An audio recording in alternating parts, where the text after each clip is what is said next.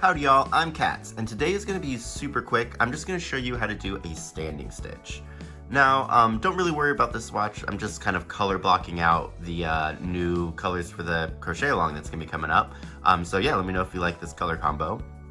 But the standing stitch is a way that you attach your yarn to your piece. So for example, the normal way that you would attach your yarn, we put our hook through wherever we want to attach it.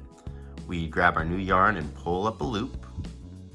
Then you'll usually do a chain to kind of lock that pull up in place. And then you would continue crocheting. Usually you would start in that same kind of piece. So I'll just go in there, do my single, and then continue crocheting your piece as normal. Now there's a couple things about attaching your yarn like that that can be a little tricky. So first off, if we look at the front, this stitch looks different, and that's because we've got that little loop right here that's the pull up. Also on the side, we have that extra little chain that's in there. And also this yarn is pretty secure back here, this tail, but if we want to kind of zhuzh around with it, it can make itself loose. Not that big of a concern, but something to note. Now, the way that we can alleviate some of that is by doing a standing stitch. And the standing stitch is super easy. So all you're gonna do is you're going to make a slip knot and put it on your yarn, kind of like if you were starting a chain for a project. Tighten that down. You don't need to go super tight on it. You just want it to be about the size of your hook. Then we're going to go into the stitch we want, load up our yarn in our hand, and we're gonna treat that loop on our hook as if it was just like a standard live loop on our hook. You'll see what I mean. So if I wanted to do a single crochet, what I'd do is I'd yarn over, pull through. I have two loops on my hook, right? One that I just pulled through, and the one that we made with that slip knot. And then to complete this single crochet, I'm just gonna yarn under and pull through two. And there we go. So we just did a single crochet. We didn't need to chain to lock in our standing stitch, but let me show you what this looks like. So because we did it that way, we kind of alleviate a lot of the issues we have. The stitch looks exactly the same as the others. The top is a little bit smaller, but it does stretch out when you kind of work back into it, just something to know. And this is super locked in place, right? Because we got a knot up at the top, and this loop is just as if it was a regular stitch. So the standing portion of that really is just that slip knot at the beginning. And you can do a standing version of most stitches, you just kind of need to think them through. So let me show you how we would do a standing double crochet. So I made my slip knot, I'm putting it on my hook and tightening it down. Then I'm gonna go in. Now, usually with a double crochet, you gotta yarn over first, but we do still need to build the height up to make a double crochet. There's a couple ways to do that. What you can do, which would be your standard, is to just chain two. So I'm going in and I'm just pulling that loop through the loop that's already on my hook. Holding the tail down will help a little.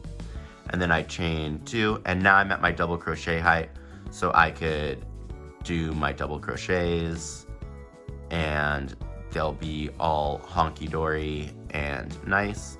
The reason that I don't like doing that chain method to start my doubles is, again, it adds extra bulk, and the whole reason we're doing the standing stitch is to not do that. So another way to kind of start your double crochets, which is what I normally do, whether I'm doing a standing stitch or if I'm just working in rows, is, so remember standing stitch, we put a slip knot on our hook. It's doing something called a stacked single. I don't remember if I've covered this before, but we're gonna hear about it now. So I'm gonna do a single crochet as I normally would. Whoop. And then our single crochet, right? We got the top and then we have our little legs right here. We're gonna go through those legs. I'm gonna pick up both of those loops, and then I'm just gonna do another single crochet right into there. And what that does is it gets us to the height of a double crochet without adding all that extra bulk.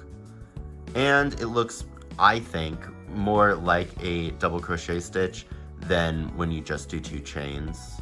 It's not gonna be perfect, but let's compare. So there we go, right? It's a little bit skinnier, but they essentially look the same, which is, I don't know, I think it's better than doing it the other way, but you do you.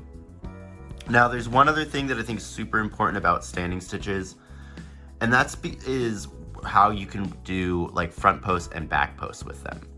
Let's do a comparison again. So if I were to do my normal method of trying to do a front post single crochet, so I pull up my loop in the stitch that I want to do, then I'm gonna chain this up and do my front post single, right? So I want to go under my post and pull up, and we'll do that in the next one too, just so that we have something to kind of compare it to. So we have like this twisting effect that's a little bit hard to see because we've only done 2, but I think it's still a little visible because the stitch started going straight up and now it's trying to be pulled towards us. And then again, we have that little extra bulk on the side. Now, if we start this doing it as a standing stitch, let's get all loaded back up correctly. Woo. So here's the stitch we want to work into. So I'm going to go under that front post, and I'm going to do my single crochet as normal. I'm going to yarn over, pull through, and then I'm going to yarn over, pull through the 2 loops on my hook with that standing stitch. Then we'll throw a couple more in there, just so that we can kind of view it. And there we are. Now we have everything oriented so that it's sitting on top. It just makes it a lot more seamless, in my opinion, when you're working those kind of around.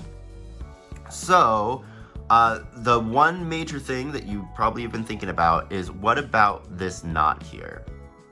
Now, it's true that that knot is going to be there and kind of has to be there for this stitch, but when you're crocheting back around, you can kind of pull it towards the back and it'll disappear behind your work, especially if you're doing amigurumi.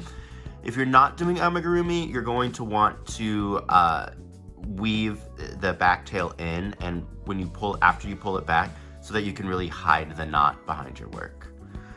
But yeah, that's pretty much all I wanted to say for the attachment method. Oh yeah, the reason that I kind of thought of mentioning it too, obviously we're going to use it in the next crochet along, but it's also when you're working in cut rounds, it's a way that you can attach your yarn that just makes everything really, really, really secure. But yeah, that's going to be all. Thank you guys for liking and watching. I think we're almost at 200 subscribers, which is pretty rad, so thank you guys for that. Next week is 100% going to be the week off so that I can work on the next pattern that we're going to go on.